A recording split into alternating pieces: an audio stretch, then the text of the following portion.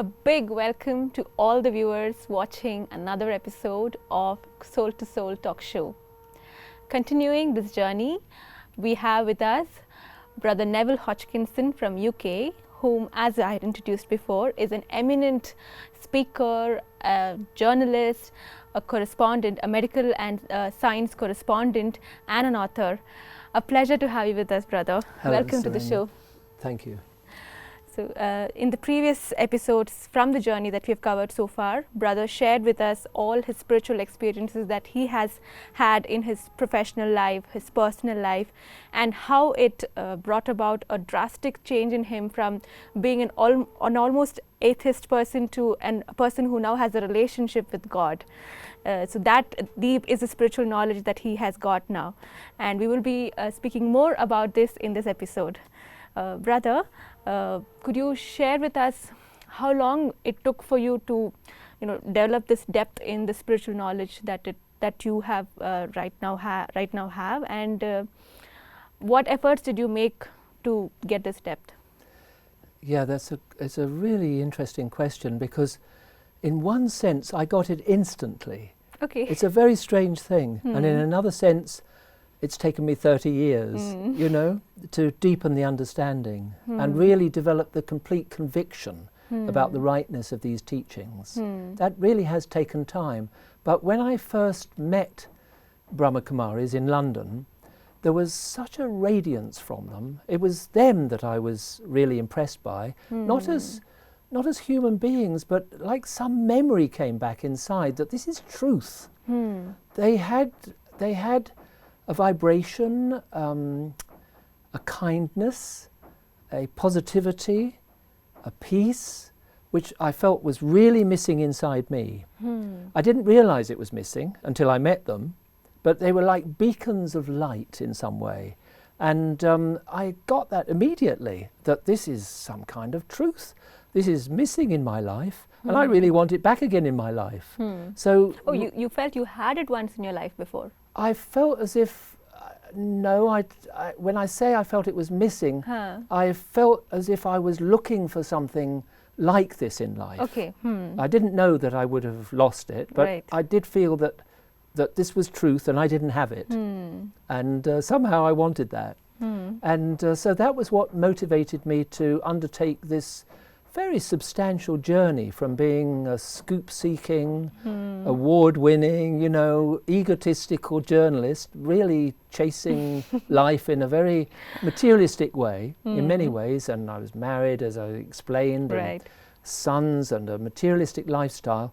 So much change from that, that I needed the power of that initial experience, I think, to see me through it, because it has been quite a journey. Quite a big journey. But now I would say that the conviction has truly developed. I understand that there is a supreme source of truth, and that I can draw power from that source when I make my mind still, really still. And the whole of the Brahmakumari's teachings actually are concerned with living and seeing others in ways that allow you to maintain that inner peace that allows you to keep that connection with the divine.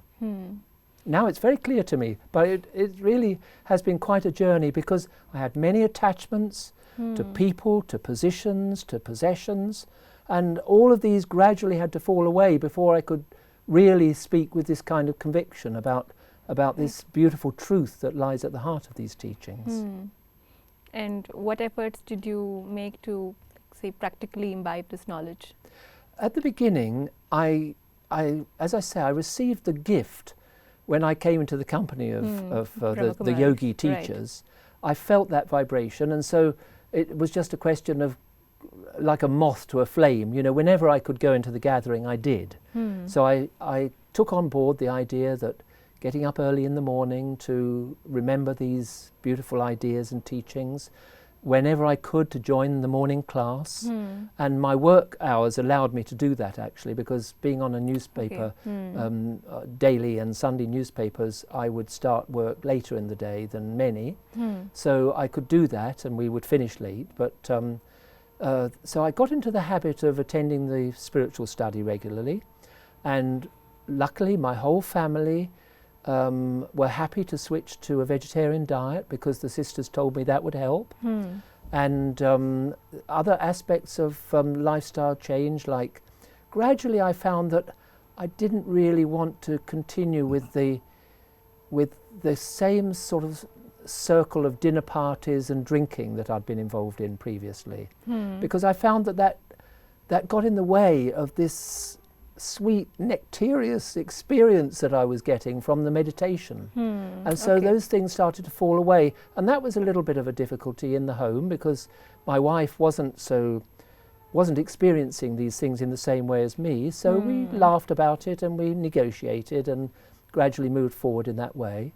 But there were immediate benefits in the home as well, where instead of being rather sensitive and needy of my wife's affections or my children's affections, you know, instead, because of the substance that was coming inside me through this practice, making that shift from an ego identity to real soul identity, that was making me stronger. So I was becoming more giving in the home as well as in the workplace. So you were understanding too, that more understanding, exactly, and more able to listen to others, more able to see them more in 3 dimensions instead of like an extension of myself. You know, my children, I started seeing them as souls, not as points of light, but more like in the sense that they were multidimensional.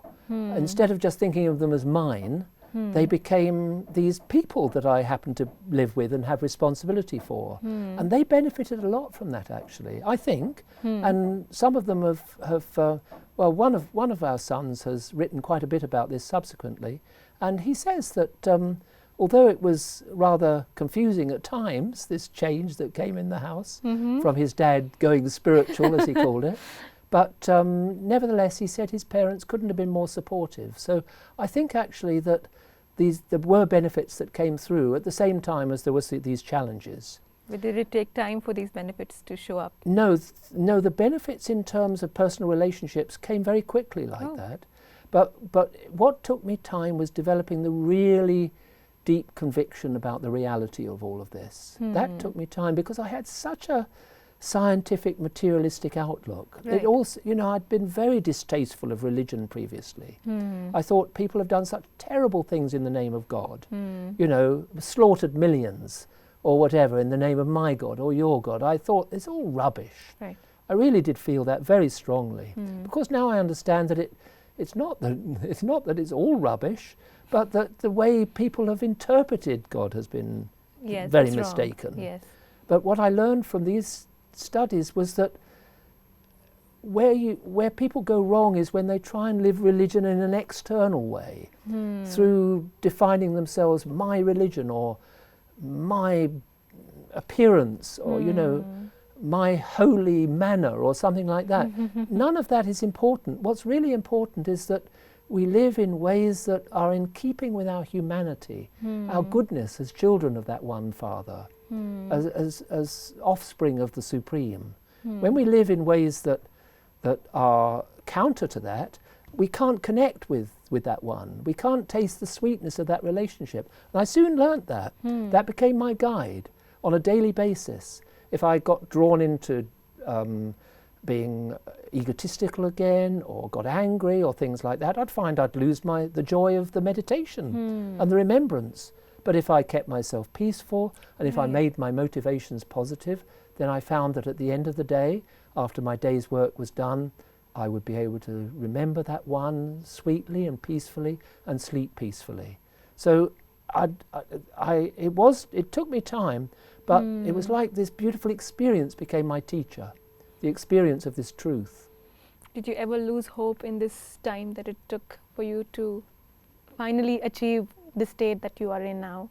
Did you ever lose hope that, okay, this is not working out for me, this lifestyle? No, I never lost hope, and I kept going, but there were times when I was a bit despairing in myself. You know, like when some old habits of anger or upset would come up, and whilst gripped by that, I would lose confidence in myself for a while. But fortunately, the Brahmakumaris in London are quite a presence, and you know, there are a lot of centres, and I had quite a lot of friends, fellow travellers on this journey, and the fact that I had this extended family and guides, experienced guides that I could talk through my problems, they gave me support, and I'd get through it.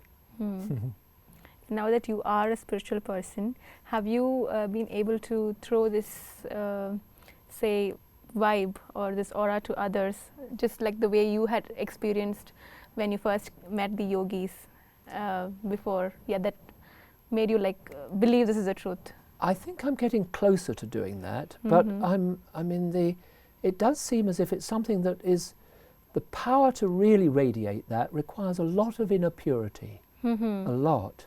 And I've had quite a lot of impurity to remove before I can start feeling that the account of purity really increases, if you get my meaning. But how did you judge the amount of purity in you? It's the power of the feeling that you can sustain this connection with God in action. Now I experienced very beautiful meditations and did from the beginning, but I would lose that sense of tranquility when I came into action.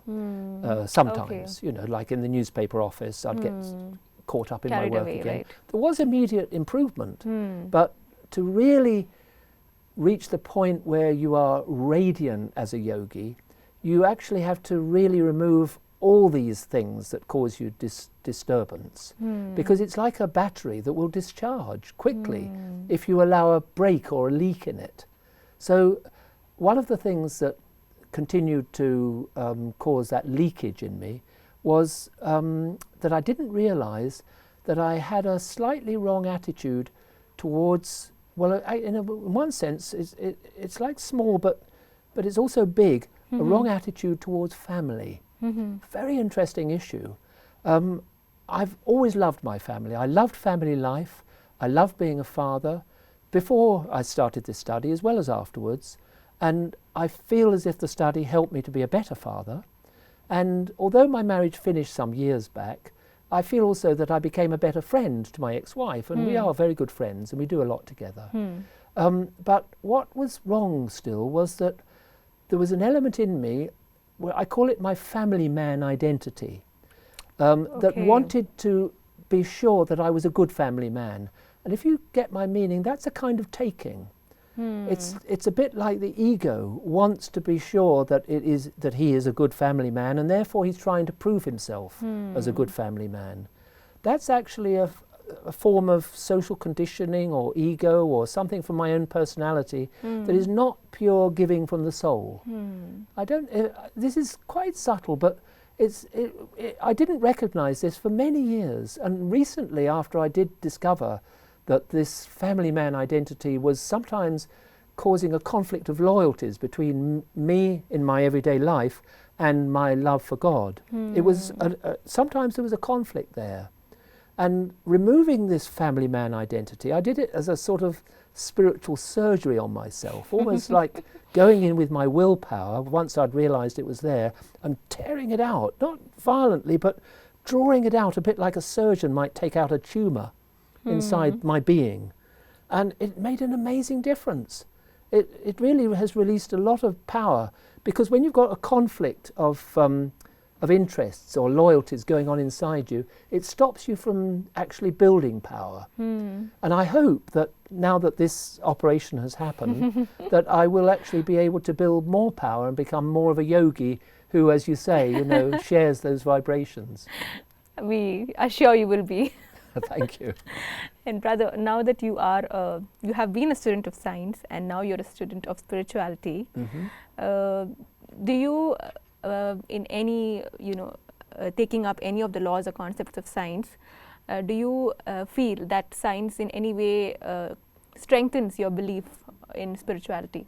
Yes, I've continued to study frontier science.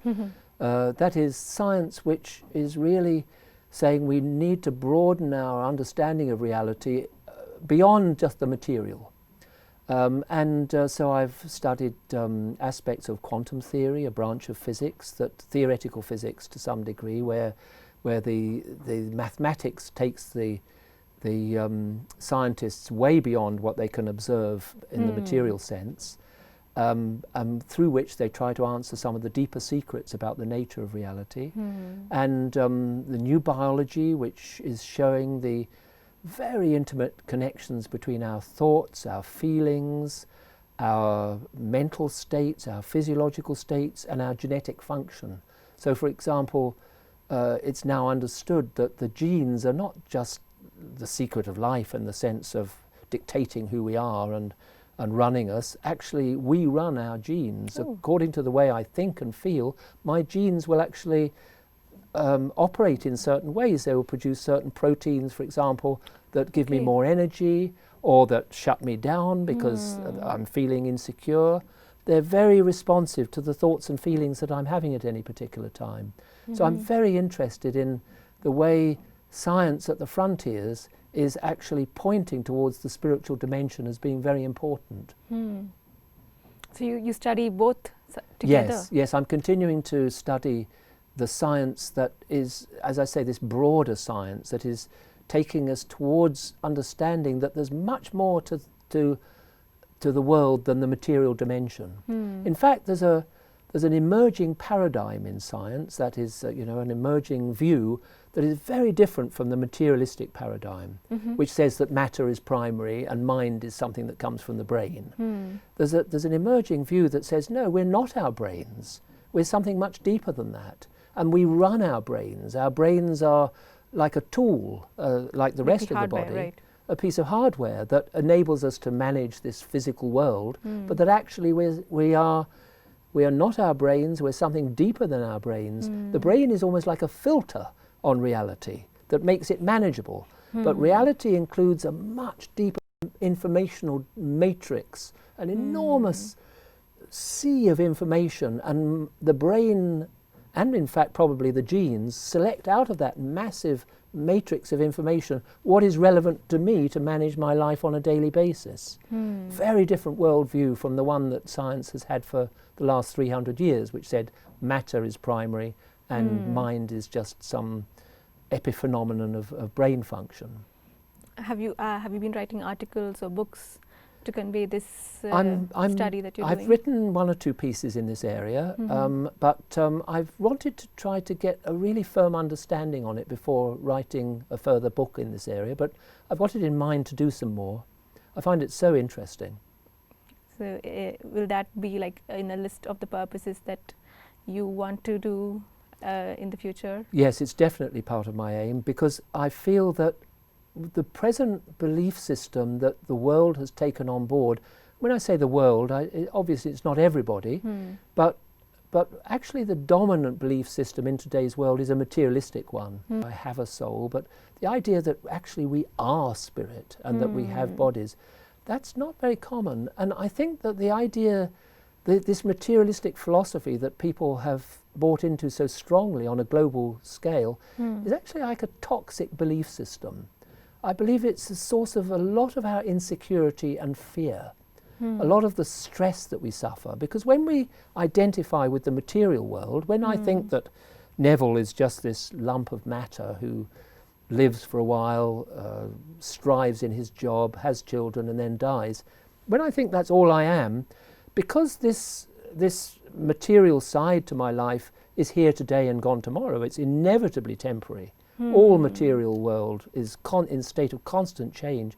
So if I think that's who I am, I'm bound to suffer stress at some point, as what I have physically is here today, gone tomorrow. My job, if it means everything to me and I'm threatened with losing it, I'll be extremely stressed. But if I understand that the job is just something that as part of a scene that I'm enjoying, and it's useful for me and to try and contribute through it to others, but it's not actually me, then any changes that happen in that area, they're not like a threat to me, it's just a changing scene. This is the yogi outlook, which as one develops it more and more in different areas of life, really frees us of this toxicity, of the stress, of this over-identification with the material world. Very important shift, I think, for the world. But because the world's respect science so much because of its achievements, I feel that it would be great to highlight the work of scientists who are pointing to this spiritual dimension as being the real source of life and truth. We'll be looking for this work from you, Brother. Well, thank you. Brother, lastly, from all the experience that you've shared so far in these episodes, would you like tell or categorize all the changes that you have shared with us in your life as a spiritual person as positive, or are there any changes that you have felt are negative, or okay, this is not a change that I want, that should have happened but has happened because I have taken the spiritual knowledge? Are there any changes like that, or all the changes that you have gone through are positive on the spiritual journey? Even the negative things, there's been some painful experiences where things that were dear to me have fallen away, and that was partly because I was very attached to them, and so it hurt when they fell away, but in the longer perspective it was of benefit, because wherever you're holding on to something, it means that you're, in that tight way, it means that you're not really in the state of truth that I'm aspiring to. And so the fact that I was holding on to these things and then they got sort of drawn away from me by destiny, where that has happened, I now see that as having been of profound benefit, because it helped me move forward on my spiritual journey, whereas otherwise I might have been stuck just holding on to something as a substitute for making spiritual progress. So I do feel actually that everything has been of benefit now, even though at times it hasn't always felt like it. It's great fun. The spiritual journey is massively life-enriching. This is what I feel, and I really am passionate about people knowing about it, because some people naturally understand its value, but others who've got seduced by science and materialism in that narrow perspective, so much suffering comes from that. We can free ourselves from that, make ourselves free to love, because we are love. We really are love. I'm totally convinced of this now. Our nature is of love. But when we are not loving, to the extent that we're not, it's because we are in a state of illusion where we've got caught up with externals.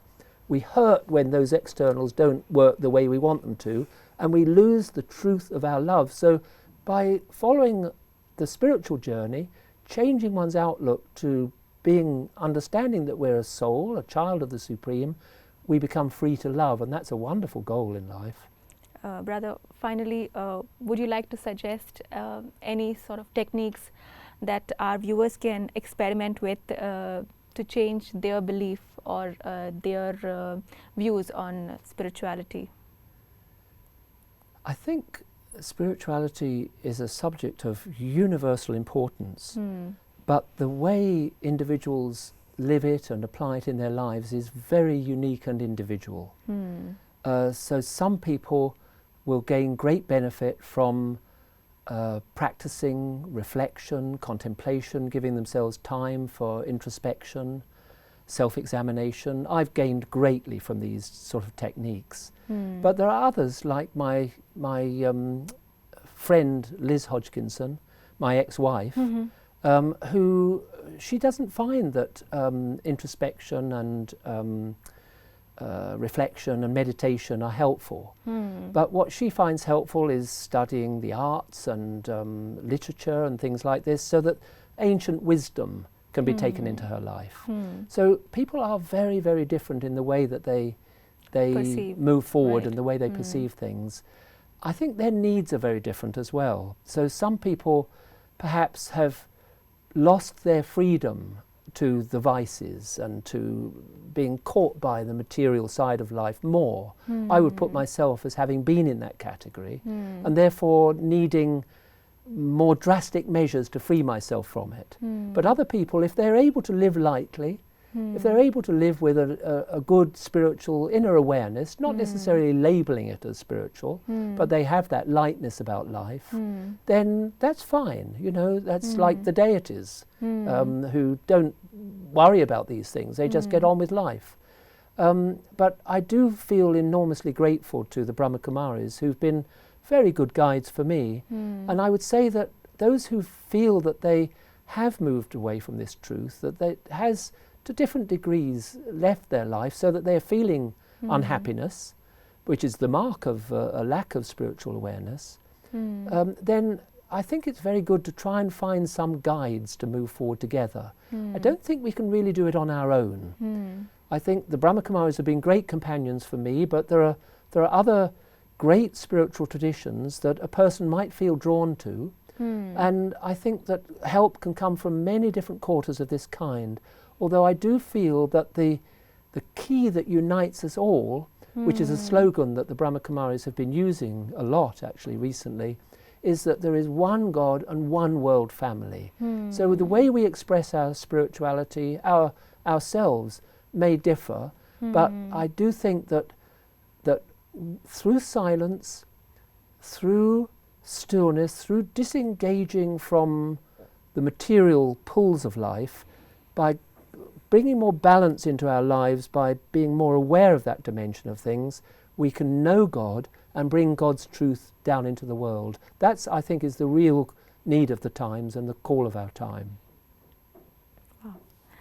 So, as suggested by Brother, that each person, you and me, is an independent individual, but spirituality and this change in the outlook can bring a new lightness, a new better sort of a lifestyle in your in the way you live and in the relationships that you have and in your profession and everything. But that requires a first step from your side to open up to different views from different guides that you meet, and not just discard spirituality as a boring topic left to the swinging 60s, but experiment with it before concluding on it.